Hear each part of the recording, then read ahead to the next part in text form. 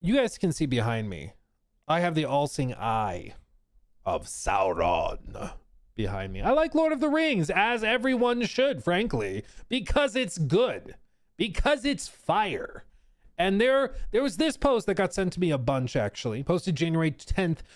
Children of Tolkien posted this. Rumors say a massive open world Lord of the Rings game may be coming. A fully explorable Middle Earth with deep lore. Heart, face, emoji. A massive open world Lord of the Rings game is coming soon, and it aims to go beyond Hogwarts Legacy. And of course, because of how these things work, there's no source. But there are people posting AI pictures and, even some screen caps of old Lord of the Rings games, like Return of the King, classic, all sorts of games like this. But people see this sweeping vista and they get excited at what might be, right? What might be.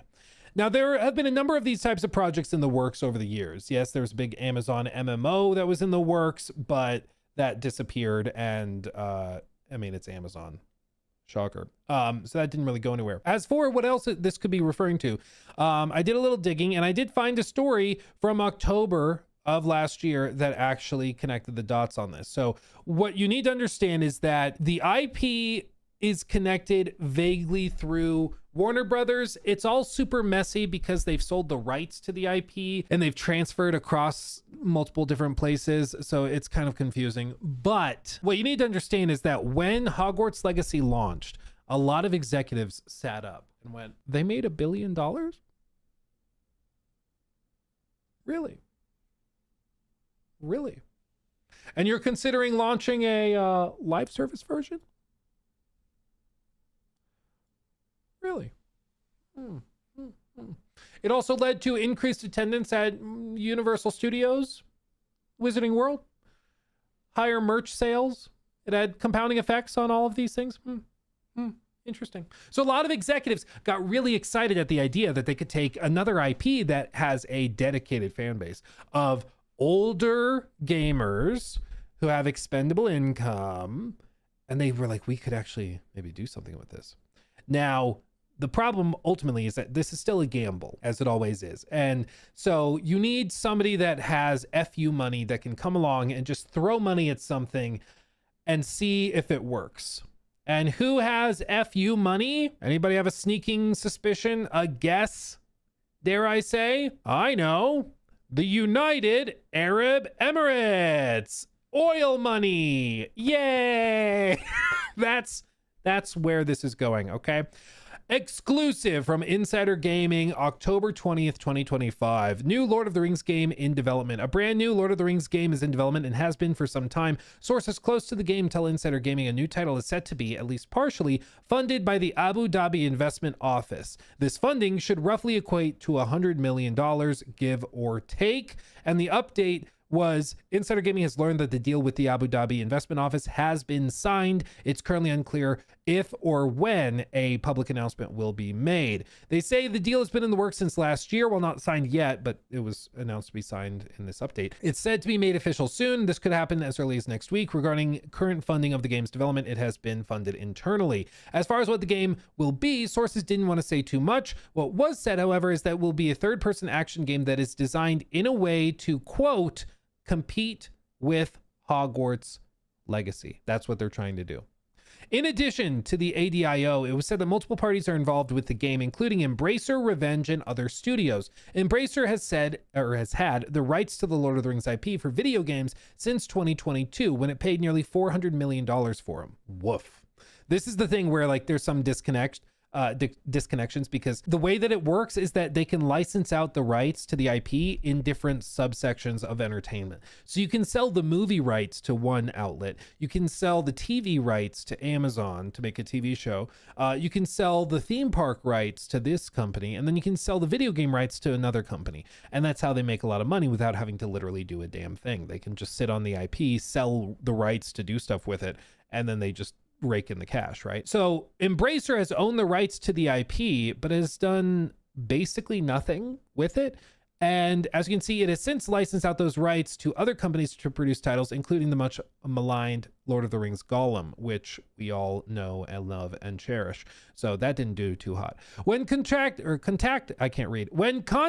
for a statement, Embracer says that, quote, a general rule, we do not comment on rumors or speculation.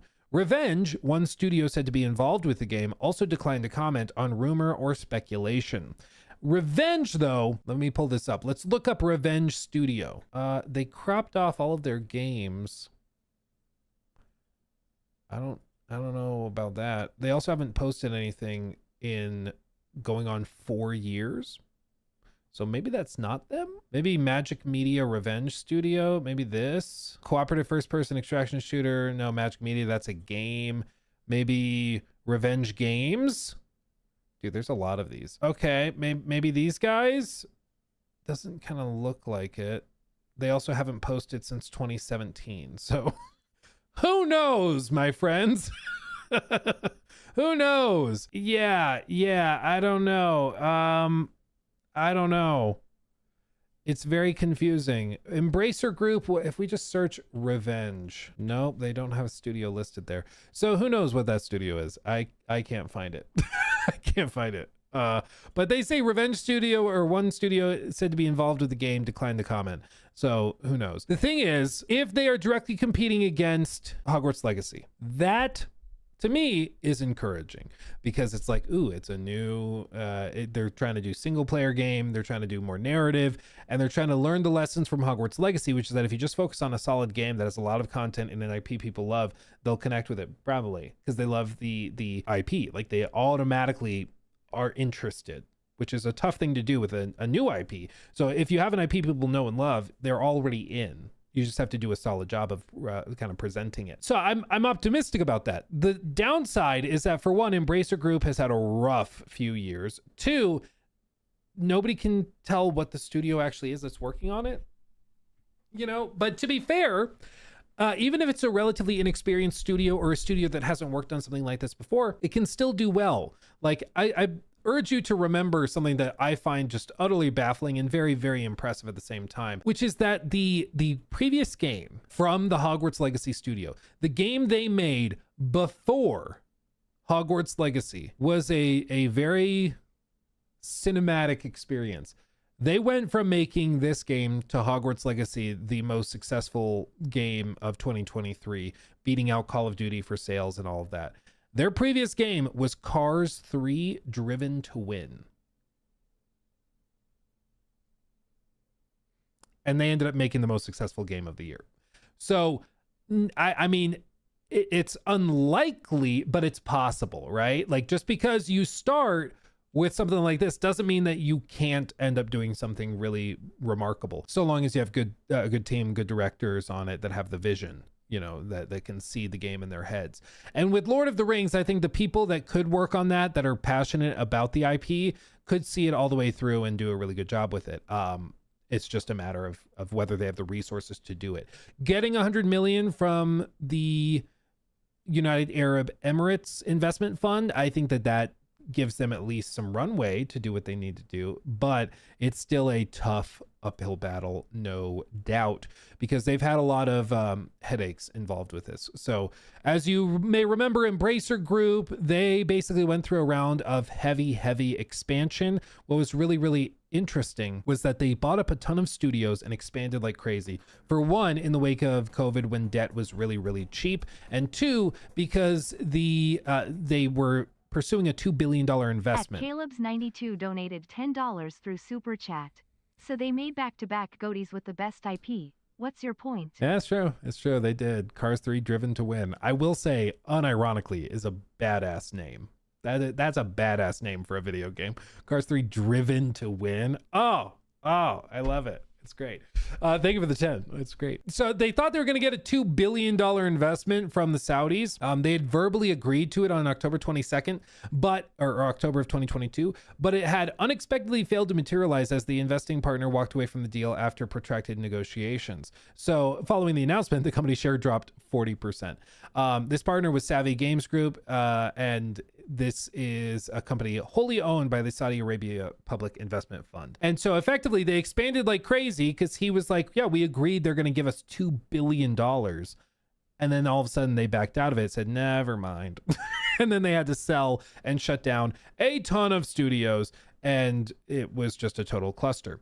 Now, things have shaken up. As you can see, the Embracer Group announced that CEO Lars Wingefors would resign from his position and would be replaced by Phil Rogers, formerly of Eidos Interactive and Square Enix, effective in August of last year. Rogers also serves as the CEO of both PlayOn and Crystal Dynamics. Eidos, at the time of the transition, previously held the position as deputy CEO, and Wingefors kept his board member position and later transitioned as the group's chairman. Now, the reason why I'm optimistic about this is because Phil Rogers, which is a very kind of Captain American name, and if you Google him, apparently he is both known as an Olympic competing swimmer, Phil Rogers from Australia, and as a potter. When you search his name, he's apparently Phil Rogers. There's also a Phil Rogers that is such a renowned potter and pottery maker that he has his own like Wikipedia page.